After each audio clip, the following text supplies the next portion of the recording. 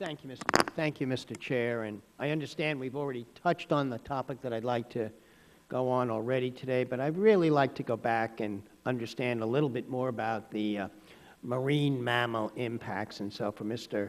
Cruikshank, I came today because I've been interested in the potential and understanding more about the harmful impacts or potential harmful impacts of seismic surveys on marine life, and especially on the sea turtle and the endangered right whale. And what I want to ask is how you can help us understand how these animals are actually affected by seismic surveys. So, for example, how far away does the right whale need to be from an acoustic source to not be affected?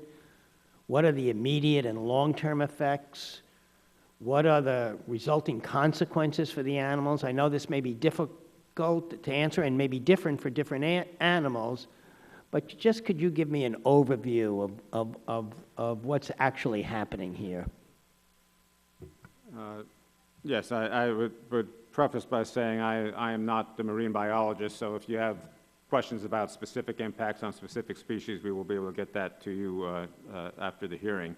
But generally, what we try and do is take a look at the sorts of impacts that are possible, and you're right, they do vary by species and location.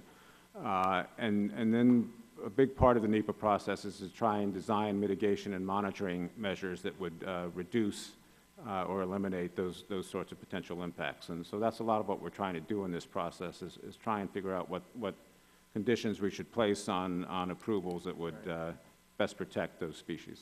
And in trying to figure out where based upon the research, where is the uncertainty? I know you're not a research scientist, but where is the uncertainty in our understanding of acoustics?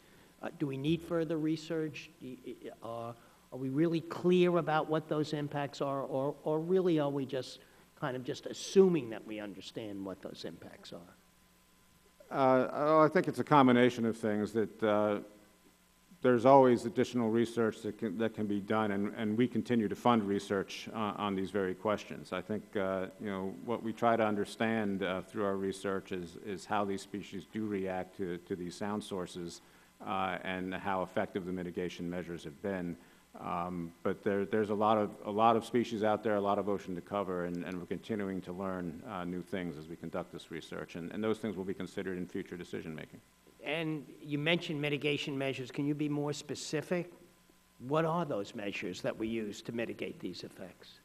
Well, there's a suite of activities we do now for seismic, including having marine mammal observers, requiring shutdown and ramp up to make sure that if there are species in the area that they have a chance to get out of the way before they are hit by loud noises. We are looking at a number of other possible mitigation in this EIS, including time area closures, minimum separation distances between simultaneous surveys, passive acoustic monitoring, adaptive management strategies.